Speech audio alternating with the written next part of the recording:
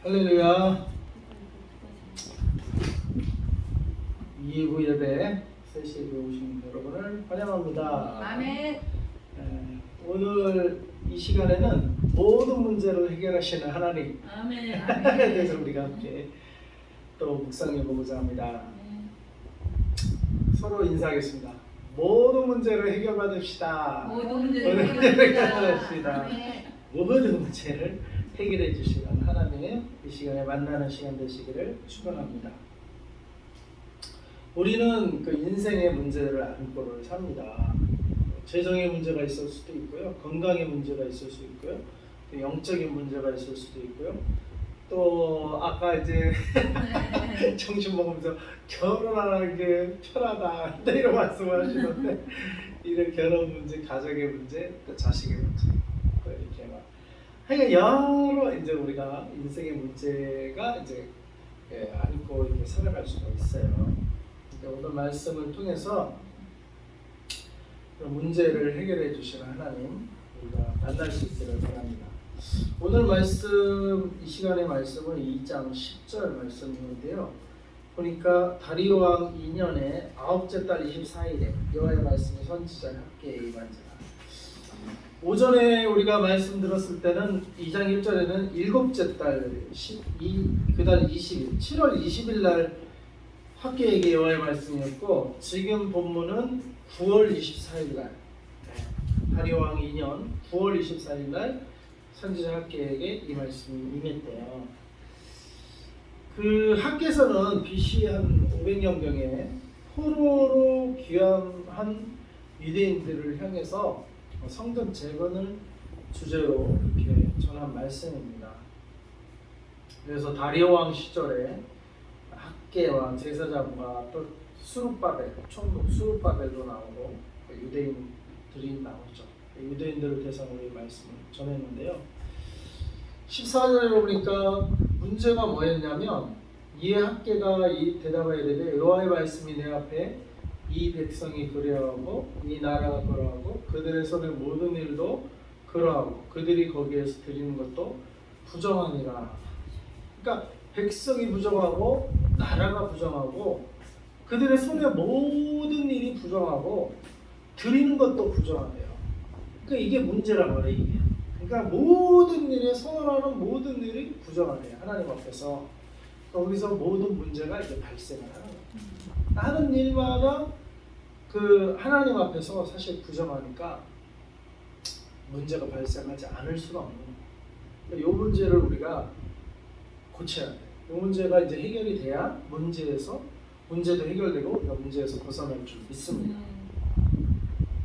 그런데 이제 16절에 보니까 우리나라에도 이제 문제가 있어요. 벌써 우리나라적으로는 남북 분단의 문제가 있어요. 항상 뭐만 하려면 북한에서 뭐 동해로 미사일을 쐈네, 서해로 장사정포를 쐈네, 최근에도 그렇죠.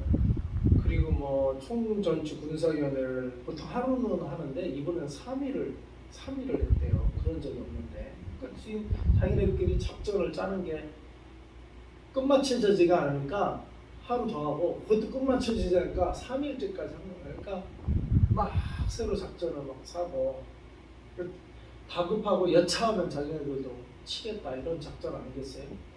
야, 평안하면 그렇게 3일씩 뭐 그 복잡한 군사 문제 얘기를 하지 않을 텐데 보통 하루에 끝난대요. 근데 이번엔 3일이 났대요.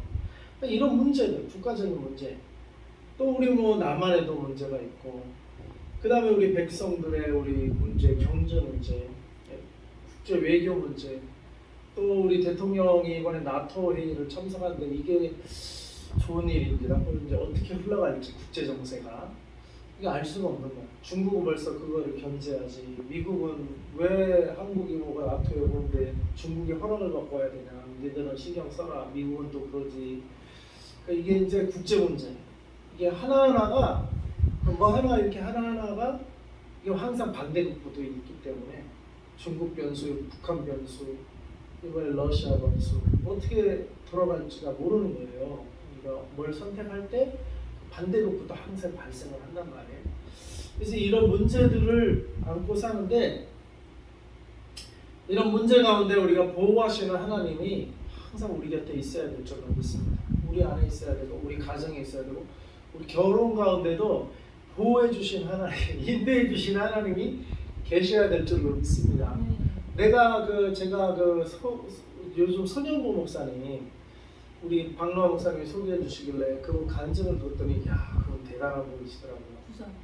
야 진짜 대단한 분이시네. 난 그분 이제 저번에 코로나 때문에 뭐 어쩌고저쩌고 해서 에휴 또 약간 또 고신측이라고 하니까 좀 보수적인 분이 어떻게 교회는 많이 보호시키셨네. 근데 보수적인 분이 뭐 코로나랑 정부랑 뭐 척을 주고 공원에서 막 예배드렸다고 그러더라고요. 그 실내에서 못 드리게 하니까 그래서 야참 예배 열심히 보수적으로 신앙을 지키려고 하나 보다. 난 그 정도로만 알고 있었어요. 그 정도로만 알고 있어가지고 또 뭐 이쪽에 신앙 뭐 서울에도 그런 분들 많잖아요. 뭐 저기 안희안 목사님, 심하고 목사님 그런 분들하고는 그러니까 좀 틀리더라고. 차원이 틀리더라고. 그러니까 나도 그런 분들인 줄 알고 그냥 지나쳤어요. 근데 이번에 박노아 목사님이 전도에 대해서 그분을 소개하더라고요.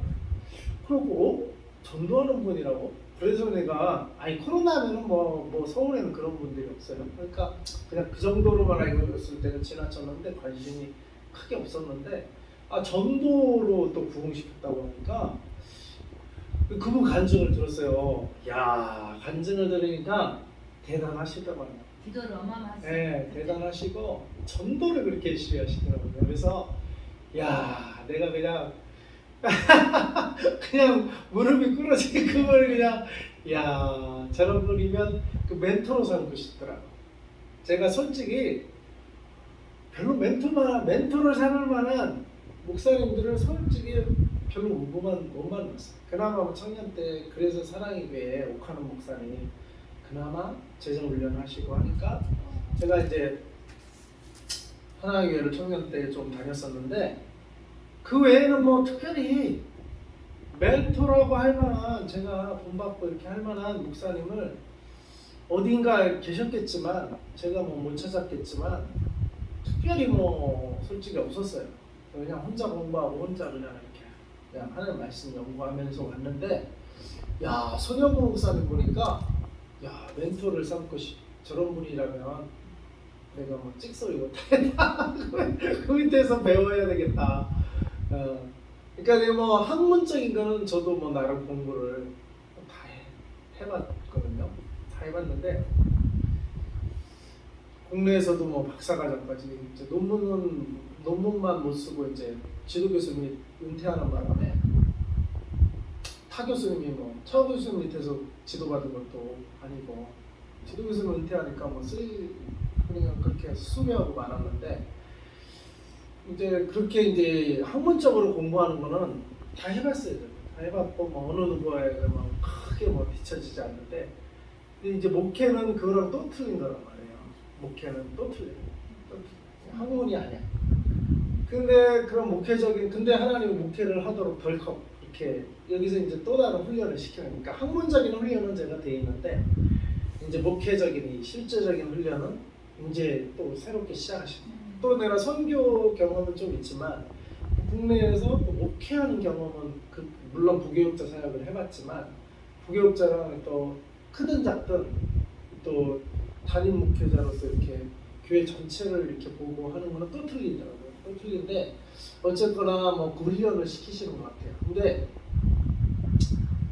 그러니까 저도 이제 새롭게 배워 나가는데 아무튼 그 소련주 목사님 간증을 들으니까 야 이런 분도 있었구나. 완전 놀랬어요. 내가 놀래버렸어요. 그분 앞에 가면 그냥 그래갖고 뭐 이미 유명했더라고요. 제가 그러니까 몰랐던 거지. 아니 점점 코로나 이전에도 뭐 100배 성장 세미나 이래가지고 이미 뭐 전국에서 목회자들이 2,000명씩 모여서 세미나도 하니까 목회자들이 2,000명이 모였으니까 벌써 그 세미나는 뭐 2, 30명, 뭐 5, 60명, 많아야 100명 모이고 말지 2,000명씩 안 모이거든요. 목회자가 2,000명 모아놓고 100배 성장 세미나를 15차인가 뭐 했다고. 물론 뭐 1, 2회 때는 뭐 몇십 명, 몇백 명부터 시작했는데 점점 알려지니까 한 15회 때는 몇천 명이 모였대, 그냥 목회자들. 그러니까 이미 이제 그 성장, 근데 그분은 전도로 그렇게 성장을 했더라고요. 전도. 대단하다. 그 맞아도 또 전도하러 갔대. 그 자기 때린 사람한테서 그 말 다 했죠. 말 다 한 거야. 때리도 어떻게 이렇게 전도를 어떻게 맞았는데 그 사람한테 또 가서 그래도 예수님 믿어야 된다고 해서 또 찾아가서 전도를 와 그래갖고 그 사람이 때리다가 미안해가지고 입을 쓰고 있다가 야 그래도 또 찾아오니까 그래서 할 수 없이 교회 나와서 예수님 믿었는데 그 사람이 또 전도하는 사람이 한 달 만에 그 사람이 또 다른 사람 전도하는 사람으로 변했다는 거예요. 야, 참 그런 관점 제가 들으면서 대단한 분이다. 나는 뭐 진짜 이제는 우리는 뭐 이번에 청동원주의라면서 이제 전도지 좀 만들어서 돌리는 수준인데 뭐 전도하면서 맞아본 적은 없는데 뭐 그런 상황에 처해보지나 그런 상황에 처해도 뭐, 야 그럴 수가 있을까 그런 생각을 했는데 그분 하니까 대단한 분이더라. 그러니까 그분은 또 특공대 출신이더라고요. 특공대 때도 네, 특공대 때도 막 맞으면서 교회를 갔대요. 정신이 멍할 정도로 맞았다고 교회 간다고. 근데 나중에는 근데 막 자기가 맞으면서 교회도 다녀오고 막 열심히 대신 평일날에는 막 보초도 써주고 그 군대에서 막 남의 보초 써주는 거 그 별로 쉬운 일이 아니거든요. 자기 피곤하니까 다들 피곤하니까. 근데 자기가 서서 굽혀서 하니까 나중에는 그 소대가 다 믿었다고 하더라고. 처음에는 교회 못 가게 굿다 그러던 교회가 나중에는 다. 그러니까 이분은 그때부터 막 맞으면서 전도를 한 거예요. 맞으면서 군대 때부터 그랬던 것 같아요. 그러니까 뭐 사회에 나와서도 뭐 군대에서 맞는 그 혈기왕성한 특공부대한테 맞았는데 그것도 견뎌내면서 했는데 뭐 일반인이 조금 때린 거야 뭐 아무것도 아니죠. 그 사람한테는 우리는 좀 그런 것도 참 못 참을 수 있지만 그러니까 그분은 군대 때 특공대한테 그냥 뭐 정신이 나갈 정도로 맞으면서도 신앙을 지켜내 보니까 전도한다고 뭐 몇 대 뭐 일반인이 때린다고 끄떡없는 거야.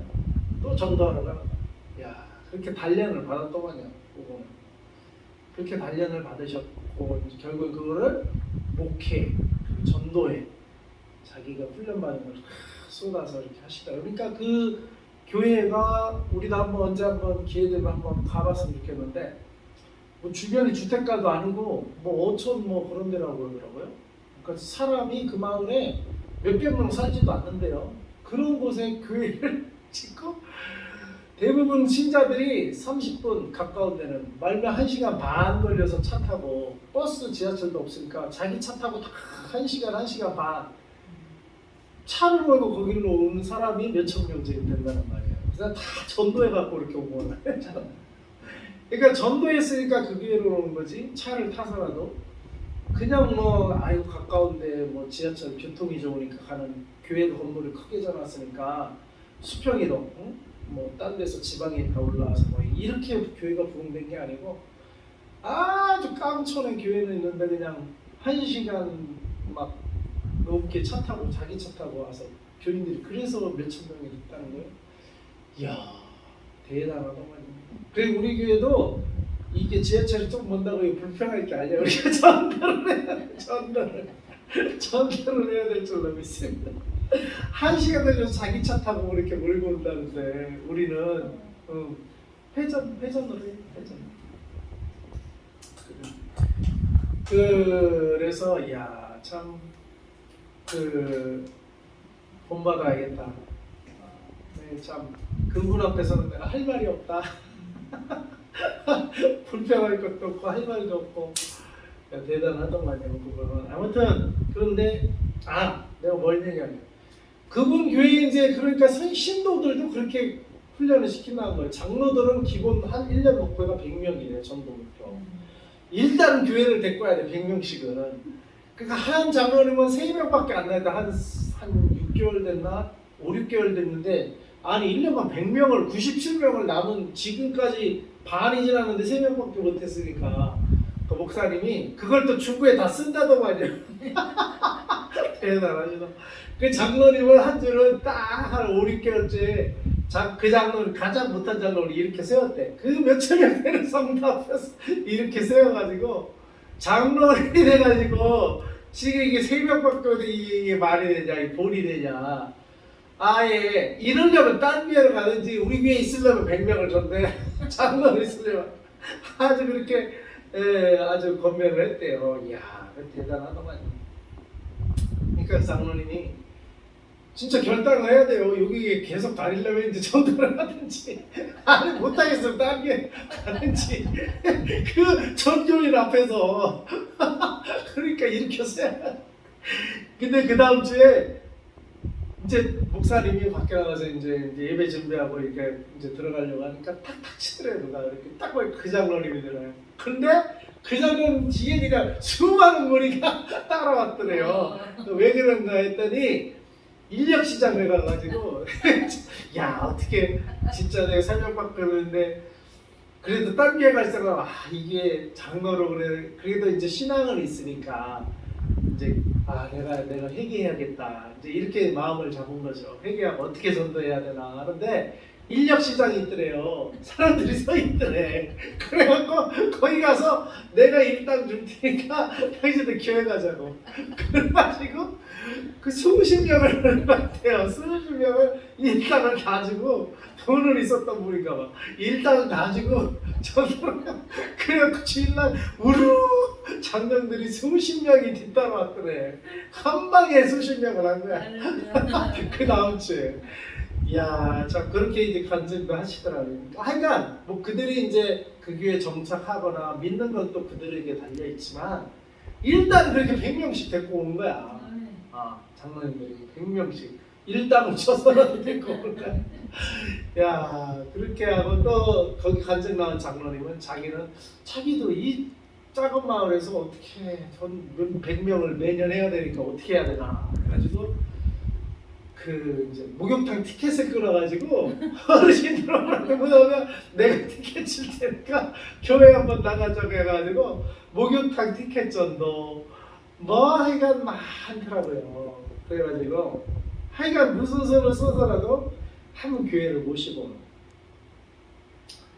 야, 참 그렇게 훈련을 시키고 또 목사님이 맞았는데도 또 전도하고 목사님 자체가 그렇게 전도에 열정이시고 그러니까 성도들도 뭐 찍소리 못하고 목사님이 먼저 그렇게 하니까 찍소리 못하고 100명 하나요 100명 해야 된다. 아유, 또 직분도 보니까 제자훈련을 받아야 직분자가 되는데 제자훈련 한 1년 걸리는데 1년간 하루 한 주에 한 명 정도를 꼭 해야 된대요. 안 하면 벌금을 낸대요. 안 하면 벌금. 그런데 이제 벌금 내는 주도 있고 또 매주 못하니까 전도 해오는 주도 있고 하고 벌금 내는 주도 있는데 어쨌거나 그렇게 하면서 그렇게 벌금을 내든지 전도를 하든지 벌금 내기 싫으면 그런 식으로 하니까 1년간 통과를 해야 집사도 시키고 장로도 시키고 그런다고 해요. 그러니까 장로가 됐다는 건 이미 그 훈련을 다 통과한 장로님이니까 3명밖에 안 했을 때 꿀지람 들었을 때 내가 전도해야 없어서도 다시 회복해야 되는구나 이렇게 생각을 하신 거겠죠. 근데 뭐 그런 훈련을 안 받으면 에이 딴 교회로 가버리자 뭐 이랬을지도 모르지. 근데 훈련을 다 통과해서 제자들을 세우니까 목사님을 신뢰하고 또 목사님이 저렇게 하시는 게 어떤 의도인지를 다 아시고 또 순종하고 또 그 다음 주에 그냥 자기 돈을 써서라도 수십 명을 데려오더라. 그런 식으로 교회가 성장을 하더라. 야, 대단하시더라고요. 근데 거기서 그 장로님 목욕탕 티켓 끊어서 모셔온 장로님이 4대가 그 교회에 예배를 드린대요.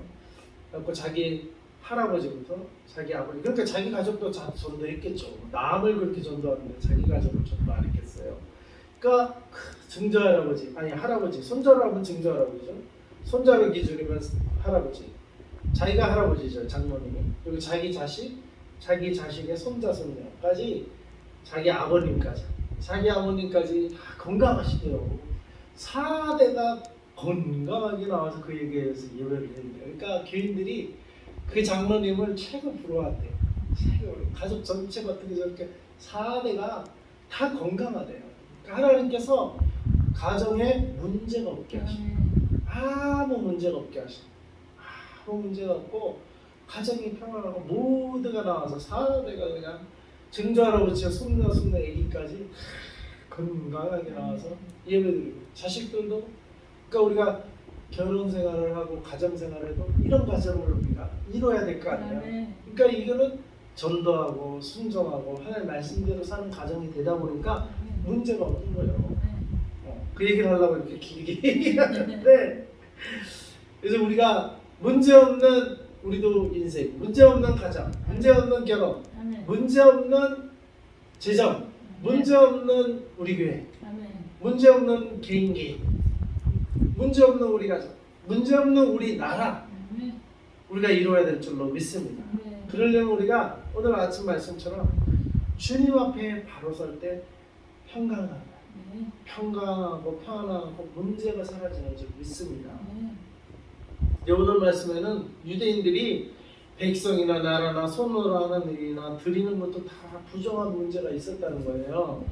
그거 왜 그랬냐? 15절에 보니까 이제와 나간데 너희는 오늘부터 이전 곧 여호와의 전에 돌 위에 놓이지 아니하였던 때를 기억하라. 이전을 기억하라는 거예요. 그때에는 16절 20고루 곡식더미에 이른즉 10고루 뿐이었고 짝은 20석 더미에 10석 뿐이었고 포도즙 틀에 50고루를 기르러 이른즉 20고루 뿐이었다.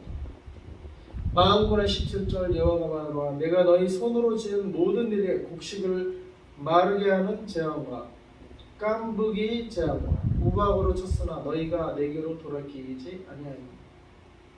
왜 20석을 곡식 더미에 10석밖에 안 남고 50고루 포도주 틀에 왜 20고루밖에 안 남고 다 뒤로 줄줄 샜냐 이거죠. 그것은 내가 재앙으로 쳤다 하나님께서 말씀하십니다. 내가 손으로 지은 너희 손으로 지은 모든 일에 곡식을 마르게 하는 재앙, 깐부기 재앙, 우박으로 치는 재앙, 너희가 내게로 돌아키지 아니하리라. 18절 너희는 오늘 이전을 기억하라. 아홉째 달 24일 곧 여호와의 성전 지대를 쌓던 날부터 기억하여 오라. 19절 곡식 종사가 아직 창고에 있느냐 포도나무, 무화과나무, 성류나무, 감람나무의 열매가 맺지 못하였느냐. 그러나 오늘부터는 내가 너에게 복을 주리라. 오늘부터는 너에게 복을 주겠다. 그러니까 그 오늘부터는 뭐예요? 바로 성전 지대를 쌓던 날부터. 그 전에는 뭐예요? 이들이 포로 생활하고 돌아왔는데 성전을 돌보는 자가 없었던 거예요. 그러니까 성전이 뭐예요? 15절에 전에 돌이 돌 위에 놓이지 아니하였던 때를 기억하라. 그러니까 성전이 무너지니까 모든 게 무너지는 거예요. 인생에 문제가 생기기 시작하고 모든 일이 부정하고 성전이 무너져. 그러니까 신앙생활에 바로잡히지 않으니까 인생의 모든 문제가 다가왔다 이거예요. 근데 그들이 와서 성전을 재건하기 시작을 했대요. 그 날부터 하나님께서 이제 복을 주시겠다. 그 날부터. 그러나 오늘부터는 내가 너에게 복을 주리라. 언제부터? 성전의 지대를 쌓던 날부터. 다시 예배를 드리기 시작한 날부터. 다시 하나님의 전을 삼하고 재건하기 시작하는 그 날부터 내가 이제 복을 주리라. 그러니까 그 이전까지는 하나님의 재앙이 있다 보니까 곡식을 20석을 쌓아도 10석밖에 안 되는 거예요. 쥐가 와서 먹는지 깐부기가 와서 먹는지 다 뒤로 새는 거예요. 그러니까 내가 앞으로 벌고 뒤로 새는 거예요. 그러니까 풍요가 없죠. 가난할 수밖에 없고. 내는 분명히 50석을 창고에 들였는데 포도주에 20그릇밖에 안 남은 거예요. 뒤로 어디 빵꾸 가는지 줄줄줄줄 샌 거예요. 30석이나. 그렇게 된다 이거예요. 우리가 성전을 바로 세우지 못해요. 신앙이 바로 서지 않으면 바로 앞으로 벌고 뒤로 새는 거예요. 이거를 어떻게 하려면 우리가 뒤로 새는 걸 탁 차단해야 돼요. 그리고 이제 재앙이 아니라 이제 하나님의 복이 시작이 돼야 돼요. 그래서 이게 뒤로 되는 걸 쫙 차단을 해야 내가 50%를 부를 때 50%가 고스란히 남아 있어야 내가 그거를 내 손으로 수고한 열매를 내가 따먹을 수가 있는 거예요. 근데 재앙은 재앙 속에 있으면 내가 수고했는데 그 수고의 열매를 못 따먹어. 앞으로 벌고 뒤로 새는 거예요. 그게 재앙의 시대인 거예요. 그러니까 우리가 인생에 문제가 생기는데 하나님은 바로 하나님의 성전을 다시 수축하는 그날부터 내가 너에게 복을 주리라. 그날부터는 이제 이런 뒤로 새는 일이 없어지는 거예요. 그리고 하나님 복을 주시는 대로 차곡차곡 복이 쌓이는 거예요. 이런 축복이 저와 여러분에게 오늘부터 임하기를 기도합니다. 여러분이 제단에 수축을 하는 날부터, 예배를 드려지는 날부터, 그날부터 복이 임하시죠. 그날부터. 그래서 오늘부터 내가 너에게 복을 주리라. 이 하나님, 하나님 우리가 복 주시는 하나님이신 줄 믿습니다. 이런 경험 해봤어요. 저는 해봤어요. 최근에도 뭐 알바한다고 하느라 조금 알바 해봤더니 앞으로 봐도 또 뒤로 새는 일이 생겨. 그러면 내가 아이고 왜 이런다 하면은 하나님이 너 여기에 집중하지 않고, 그러니까 여기에 영향을 받는 일은 하면 안 돼. 그러니까 이제 약간 좀 시간이 나거나 좀 자유로울 때 하는 거는 뭐라고 하나님이 타치하는데, 이 하나님이 일에 영향을 받을 정도로 일을 하는 거는 앞으로 걸어도 뒤로 새더라. 그걸 경험하게 하니까 뭐 꼼짝할 수가 없어요. 근데 이제 영향이 없는 때 좀 자유롭게 할 때 뭐 좀 내가 시간 내서 하는 거는 그거는 좀 봐주시는 것 같은데, 하나님 일에 영향이 있을 정도로 하면은 오히려 손해가 돼요. 근데 내가 그런 일을 안 당하면 나도 이제 조금 덜 이렇게 하는데, 그런 일을 당하니까 꼼짝할 수가 없네. 꼼짝할 수 주님의 일에 꼼짝없이 해야 되는 거예요. 안 그래 봐야 더 손해가. 안 그러면 더 손해가. 그래서 주님의 일에 지장을 받지 않도록 하나님이 그거를 철저히 가르치시더라고요. 근데 그 일을 당하고 나서 학계 말씀을 하나님이 읽으라고 쫙 펴주셔갖고 읽어보니까 그 일 당하고 나서 이 말씀을 읽었어요. 그러니까 야, 이거 나도 이런 일 당했는데 여기 그대로 써있네. 그러니까 이게 하나님이 가르쳐 주시는 거예요. 너 이래서 이렇게 됐으니까 이렇게 하지 말라고, 그죠? 이렇게 하지 말라고 가르쳐 주시고, 그러면 우리는 또 고치는 거예요. 하나님이 나 개인적인 훈련을 하셨어요. 선교사로도 사역도 해봤고 개인적인 훈련을 했는데, 이 교회 훈련, 교회 목회 훈련은 지금이 처음이잖아요. 그러니까 하나님이 이 개인적인 훈련은 이런 식으로 했는데, 이 목회적인 훈련은 이제 들어간 거야. 그런 사건을 통해서 나 개인 훈련은 내가 받았어요. 예를 들어 내가 그랬잖아. 꼭 피나는 일이 생기면 꼭 회개할 일이 있다는 거. 그건 개인적인 문제, 개인적인 죄의 문제. 뭐 하나님께 잘못한 문제 있으면 꼭 피가 나. 그래서 어떤 때는 내가 이제 약간 넘어진 다음에는 아이고 이거 피날 일이 생기겠네. 내가 미리 알아. 아니라 하니까 또 피날 일이 생겨. 어디 칼을 뭘 자르다가 잘못 잘라서 피가 나거나, 머리 약간 넘어져서 어디 피가 나거나, 꼭 죄질 일이 있으면 꼭 피가 나게 하셔갖고, 죄는 반드시 치가 빠야 돼. 근데 마지막 때는 진짜 내가 예수님 안에 내 피 다 흘려서 내가 죽어야 되는구나. 근데 그걸 깨닫게 하는 거예요. 내가 예수님 피가 있으니까 내가 피를 안 흘려도 되는 거지, 예수님이 내 죄 대신 피를 흘리셨대요. 안 그러면 예수님 피가 없으면 내가 내 피 흘려야 되는 거예요. 죄는 꼭 피가 따르더라고요. 그러니까 그런 거는 하나님의 개인적인 문제잖아요. 개인적인 훈련을 해왔어요. 저는 뭐 가르쳐 하시는데, 이제는 교회 전체 목회적인 것도 이제는 훈련을 하시는 것 같아요. 네, 그런 거를 제가 이제 좀 하나님이 참 나를 목회하시구나, 그런 이제 생각이 들었는데요. 아무튼 오늘 말씀에 이게 원리란 말이에요. 저만 그러겠어요. 여러분들에게도 하나님이 동일하게 다루실 거예요. 동일하게. 그래서 우리는 어떤 공동체? 아침에 성령과 말씀이 항상 거하는 우리의 공동체가 되어야 될 줄 믿습니다. 그럴 때 모든 또 예수 보혈로 다 씻음받은 공동체. 그래서 우리가 부정하지 않고 거룩한 공동체. 그 다음에 하나님이 오늘부터 내가 복주리라 하시는 복된 공동체가 되어야 될 줄로 믿습니다. 그러려면 이 성전을 재건하고 수축하는데 우리가 게을리지 말아요. 그 말은 하나님과의 관계성을 먼저 올바로 세우라 이 말. 성전을 재건한다는 거는 거기가 학교가 아니고 병원도 아니고 하나님께 예배드리고 하나님께 나오는 곳을 먼저 재건했다는 거예요. 그것을 그러면 하나님이 오늘부터는 내가 너에게 복을 주리라 이렇게 말씀하시는 줄 믿습니다. 그래서 이곳에 나오면 이곳에 예배드리러 나올 때 여러분이 복이 임하는 간증이 있기를 넘쳐나기를 바랍니다.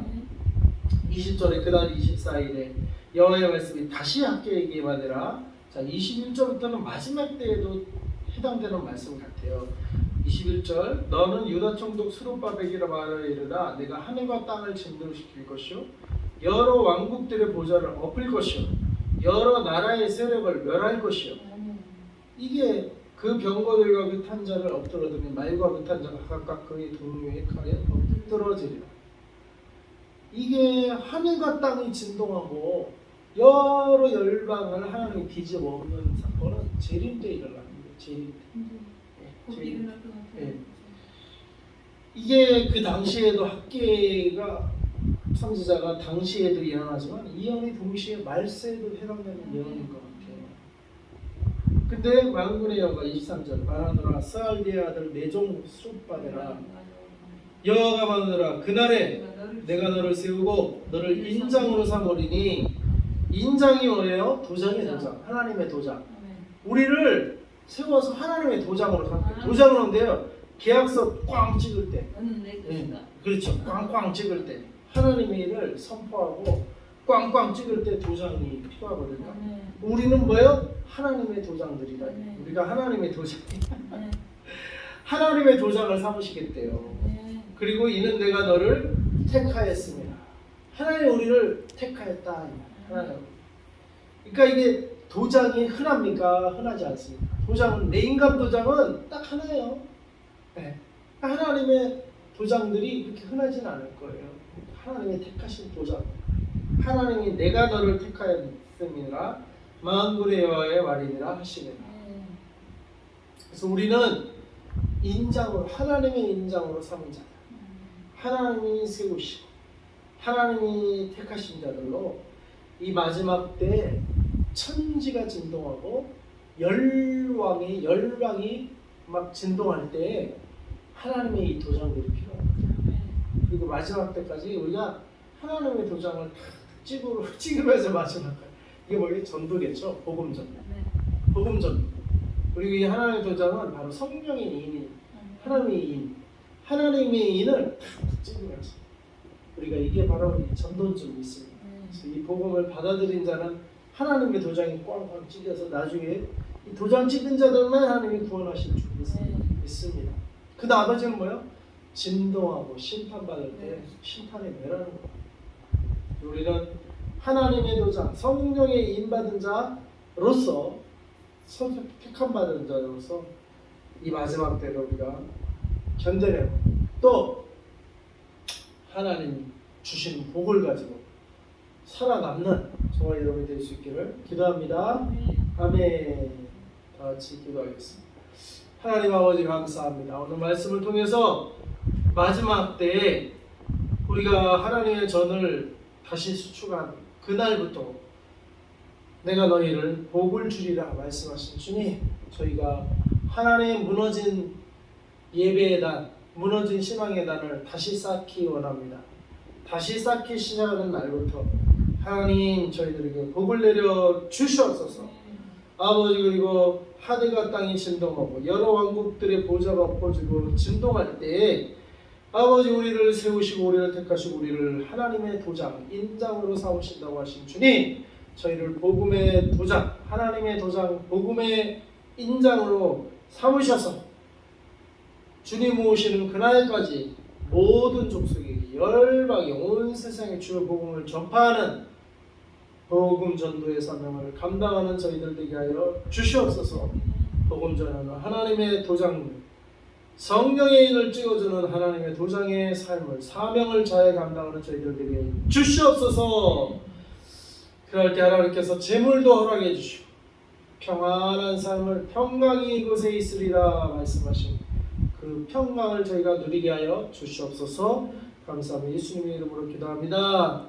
아멘.